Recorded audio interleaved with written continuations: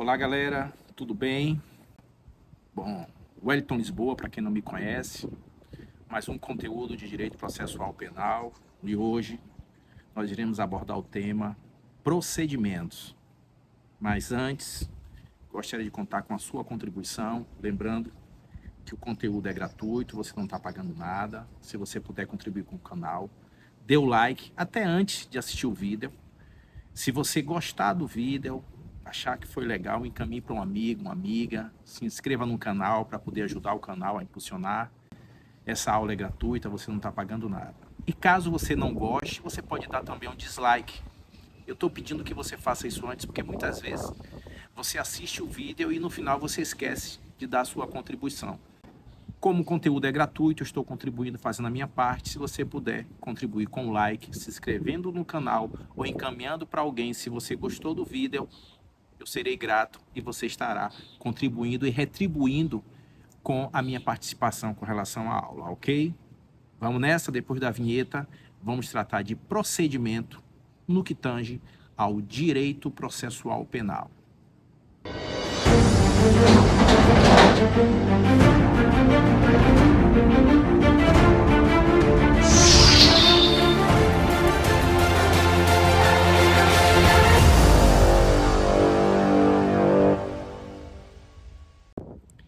Então, galera, vamos lá. Vamos tratar de procedimentos. A partir de agora, nós vamos estudar sobre procedimentos criminais. Eu vou trabalhar com a persecução penal em juízo, analisando e trazendo a dinâmica da estrutura do Código de Processo Penal. Mas para falarmos dos procedimentos criminais, primeiro eu pretendo formular com vocês algumas considerações iniciais que eu considero extremamente importantes, ok? O primeiro elemento que eu vou destacar agora exigirá o que eu vou chamar de enquadramento terminológico. Pessoal, por que enquadramento terminológico? Deixa eu abrir um parêntese. É um desabafo nesse momento aqui de início de aula. Nas provas orais da maioria dos concursos em processo civil, o examinador às vezes ele passa um tempo conversando com o candidato, você é muito jovem, porque você pretende vir morar aqui nesse tal estado para trabalhar na área tal. Desculpe. E depois de 5 minutos de conversa, o examinador faz a seguinte pergunta: defina o que é processo. E aí vai a pergunta: o que é processo? Afinal de contas, o que significa processo? Não só o conceito, mas ele na íntegra.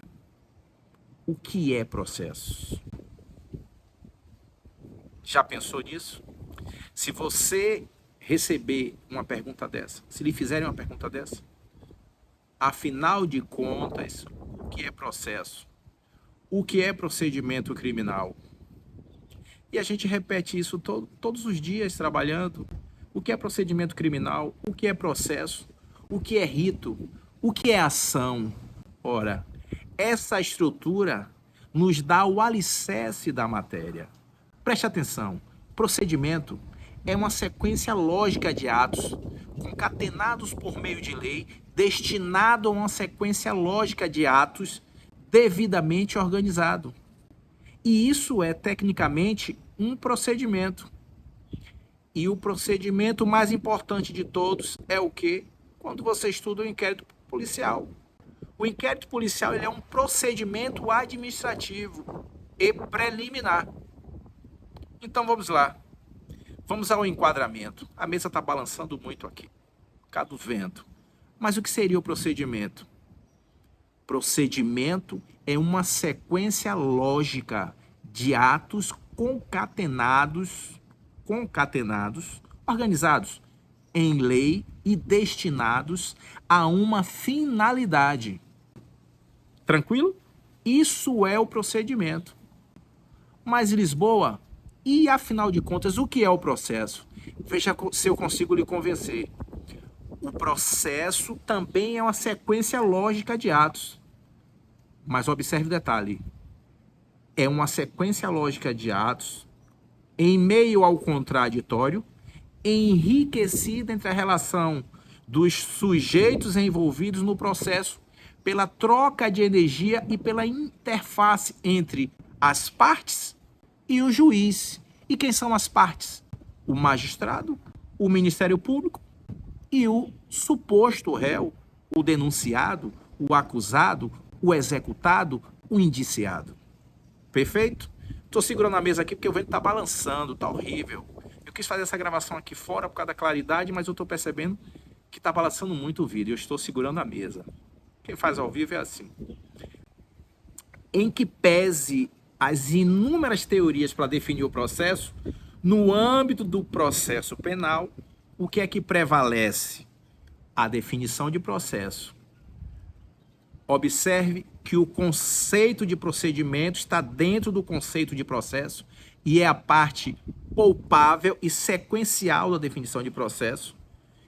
E você agora vai aferir comigo o rito. O que é Lisboa? Afinal de contas, o rito. O que é rito? O rito deriva de quê? Rito significa ritmo. Rito é a amplitude, é a frequência de um determinado procedimento. Nós temos procedimentos mais céleres, observe, com um rito mais sumário e até mesmo sumaríssimo. E eu também tenho procedimentos mais amplos, com um rito mais ordinarizado ou, eventualmente, com um rito especial. E quem é que vai definir isso? O nosso legislador. Mas essa frequência, a amplitude do ou de o procedimento, ela será definida pelo rito. Observe, vamos lá. O que é o rito? O rito é simplesmente em que a palavra deriva de ritmo, em primeiro lugar, significando a amplitude de determinado procedimento. Percebeu? E resta o conceito de ação. Aí você volta para o início do que eu falei. O que é ação? Ação é um direito. É um direito público e subjetivo previsto na Constituição da República Federativa do Brasil de exigir do Estado juiz a aplicação da lei ao caso completo para resolver a demanda penal. Quando o direito de ação é exercido, a ferramenta para ser materializado, flagrada, é o quê? Qual é a ferramenta? É o processo como procedimento contraditório enriquecido pela relação entre o juiz e as partes, com a ampla defesa e o contraditório. E essa sequência lógica e cronológica de procedimentos, ela integra o procedimento. E a amplitude do procedimento, ela é dada, ela é oferecida, ela é abarcada pelo rito. Existindo os ritos sumários, sumaríssimo. E um rito de maior envergadura, que é o rito ordinário. Só que essas expressões, elas têm interface. Essas expressões se retroalimentam. Elas estão intrincadas, concatenadas entre elas. Mas voltando, o que é ação?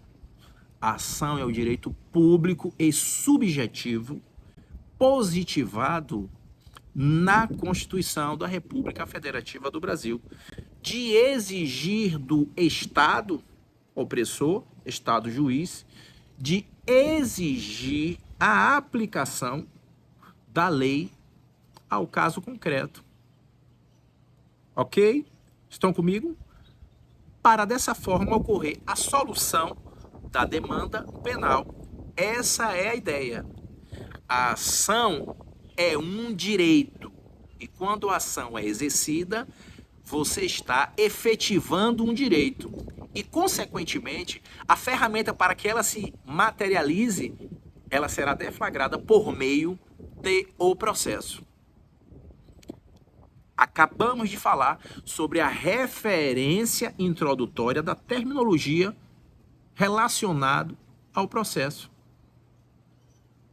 A partir de agora, eu vou apresentar para vocês, ainda nas minhas pretensões ou considerações, eu vou chamar agora de classificação dos procedimentos criminais. Certo?